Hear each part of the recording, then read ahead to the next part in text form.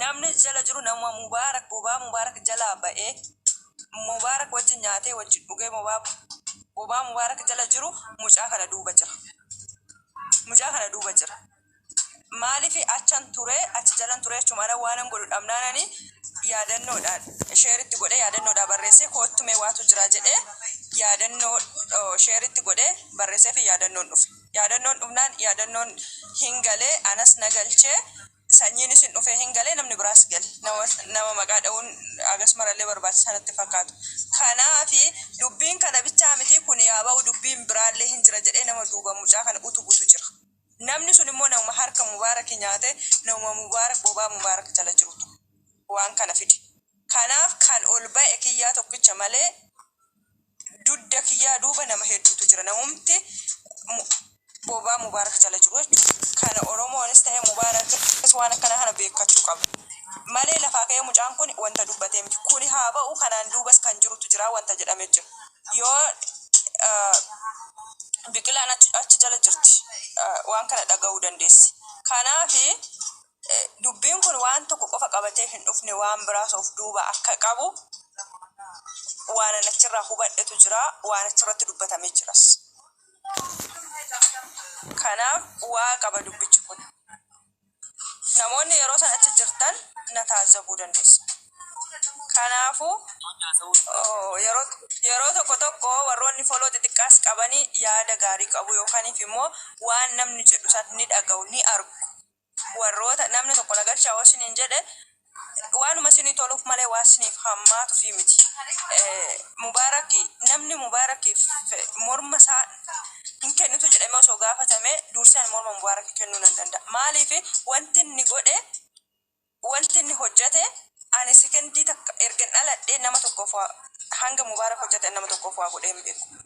Kanaaf nama hangana dudda keenya ta'eetu nu itti hirkannee deemnu kana namootum tarka isaati nyaate namoonni inni kaleessa gargaaraa ture har'a dhufee nama ofii duubatti goreetoo fuuldura nama deemu ergeetu waan akkana raawwachuun kun nuuf salphina waan kana gadi fageessatti ilaalaa dubbii kana asumatti hin dhiisina duuba waatu jira. Deebi'ee immoo akka nuti sabni biraa akka nu dhaga'ee nutti kolfu afaan biraatiin dubbachaa ture. Jalqaba afaan Oromootiin miti afaan biraatiin dabarsaa ture. Akka sabni biraatis dhufeetoo nutti duuluuf Mubaarakitti duuluuf afaan biraatiin dabarsaa ture. Deebi'ee afaan jijjiirratee afaan lamaaniinuu fayyadamaa ture. Kanaaf dubbii kana gadi fageessatti ilaalaa mucaa duuba waatu jira. Nama mucaa kana ergetu jira. Waanan argirraa waanan hubadheerraa haganachi turetti jechuudha. Kana dubbii kana akka salphaatti ilaalina jechuu barbaada. Hawwii taanillee achiin ture wantichi dhuguma shira wayii qaba nama tokko lama duwwaa miti wantichi nama baay'eedha muubee wantichi nama baay'ee qaba wayiiti hanga biyyatti iftuu obboleessa mucaa sanatti dawwaluurra ga'anii turanii namni ta'e wayii mucattiitti bilbileetu lakkoofsa hin qaba jedhe shira cimaa wayii fudhatanii achas ba'aniiru garuu namni tokko faarratti dubbii maaliif ture sanuu nama ati biyya keenya jiru nama sanuu ati koofi tokkorra wajjin gal nama koofi tokkorra ati maaliif jedhanii yoo nu rukute yoo deemaa nuun jedhe maal goona jedhanii namoota maaliif isin wal bira jirtu gaditti baatan amma dubbii san bira kutteeti meena dhageeffadhaa achiin dhufeeti waan faayidaa qabne amma Marcos kiyya dubbiseetiin dhufe dhageeffadhu kiyya dubbiseetiin dhufe ana ati isaa mubbee isaa inni sinam lama keessaadhaan haasoyne yoo ragaa sitti qabaatan ragaa sitti haa fidan waan jiru kuma jaa yoo jaa kuma jaa bira jira ragaa fidan jee okay kana achi garuu namni tokko ani waan san dubbachuun barbaadu akka baata akka uumanii achi kaan achi wanta na godhu barbaadan nama akkasiitii miti ani ragaa tokkoffaa keessaa wal gaafachuu san bira kuttee jirti. Amma egaa dubbiin miidiyumaan deebista. Kuma jaa Marcos bira yoo jiru ta'e jatta ragaatti fidan jedhan. Waa wadhoo isu hin jirama booda. Gadi buunee haasoyinee waan walirra geenyu uummataaf ibsina. Maqaa wal balleessuun haa dhaabbatu wanni akkana. Amma duula ajaa'ibaa kaanis bananii achi bananii mana hunda seeneetiin dhufe. Yoo ragaatti qabaattan fidan jeen. kuma jaha Maarqos bira jiraa kan jiru yoo jiraate ragaatti fiida.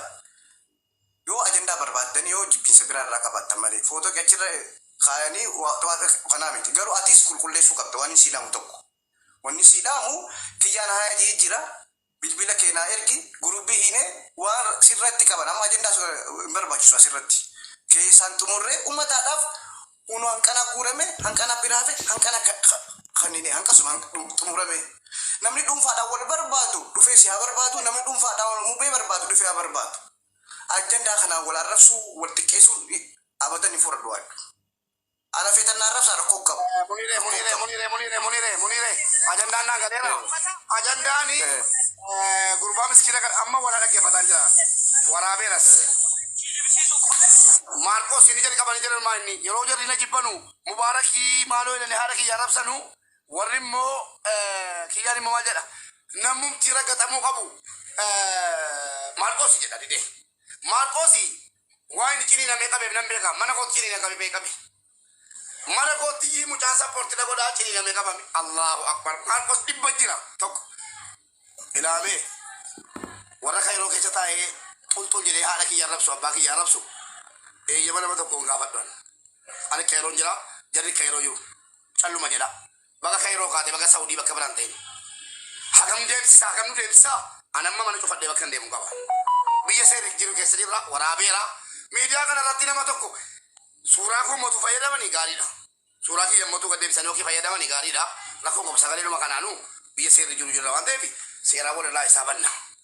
Dhageessanii biyya kayroo keessa taa'e namni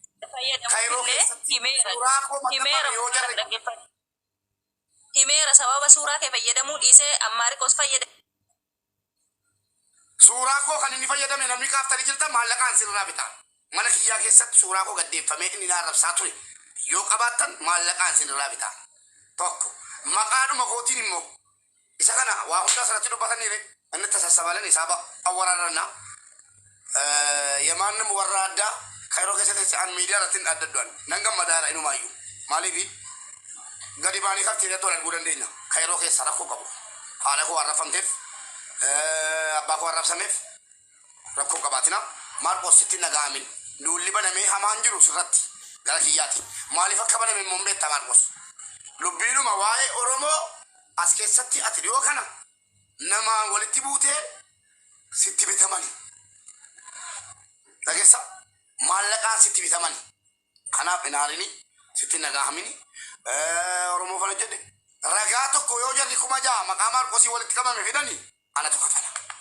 Foon haadha kootii natu kafala. Dhibbaan dhibbatti gati Maarqos kanayyuu isa kanayyuu anatu giddisiisee fida nan beekaa jaran akka itti fidu Maarqosiin. Kanaafi Maarqos waa'ee gofanniifis hin beeku. Kana jaalas raasa'uun hin ta'u garuu Maarqos wanta sitti himu araaras ta'e nagaas ta'e mana sana galtee ajandaa kennitee mana sana uwwifta taanaan anaaf sii wallolla. Warri kayroo keessa jiran eenyuun isa ta'u eenyuun maanguddummaa mana sana galtanii akkasii naa uwwiftan barbaadu dhagaa haa hundi keessan la. Yoo anaan nageenyaan barbaanne malee nama dorgeera haala baatee dhattee galuun balleessite amma dhimma bakka dhimmi kiyya haasaamuun gadi jedhee ala baatee nakku ta'a. Maaliif mana uwwiftee fi turteen beekumsaan isa ta'u wallaalumaan hin galtu kana booddee dhatte. Dhimma koo keessa akka namni kayroo Ijipti jiru miidiyaa fayyadamu dhaqeetti galee jaarsummaa narraan kadhanne la. Fakkeessuudhaan dhani narraan kadhattanii galtanii haayi dhiisaa as jira inni narraan kadhatina. Agarsiin dhattanii mana uwwiftanii caala. Warri kayroo miidiyaa fayyadamu akka mana sana galee narraan kadhanne kanuma ni madhalaa. Ifaan ifatti.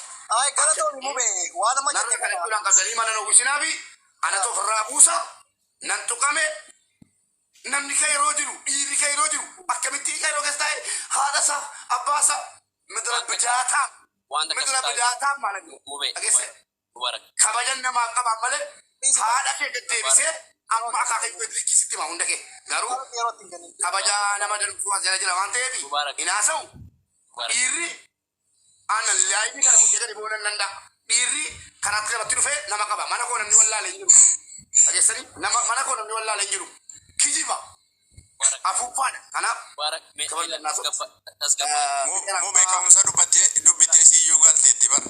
Keessaan siif hin qaabbaa dubbicha ka'umsatti asiifuu galteetti. Namni beellama kiyyaa immoo dachaa ta'a. Na amanaa dachaa ta'a. Dachaa ta'a na amanaa. Mubarak. Lammaffaa Maarqosiin dhahuudha. Maarqos maaliif dhahamu barbaachise? Harkaanidha. Intalli Oromoon gaallaadha jettee bakka ta'etti Oromoo arrabsinaan qabatee dhufee nama Oromootti dubbatu jedhee wal lolanii gaafa sana. Kanaafi nan beekatu. Mubarak eessaa kee nan beekamu. Nan beeka akka namichi kun dhaggeeffadha. Mubarak amma sitti himne. Eengaddaa osoo ani deemu eenyu wajjin taasise namni kun. Namni kiyyaa warroo jedhu kuni Idris Faayo. Yaa Maarqos kiyya maqaan maana seen. Is it true? Is it true? Dhaggeeffadhu. Biyya seerri jiru keessa jirra. Biyya seerri jiru keessa jirra. Jarana seeratu murteessa eenyuufu. Anna mana tuqee ofirratti inni suqa yeroo keessatti abbaa fi obboleessa kiyya yoo ta'e biyya seera keessa jiru keessa taa'ee eenyu nu sodaadhu. Gaaf sana taa'ee Maarqos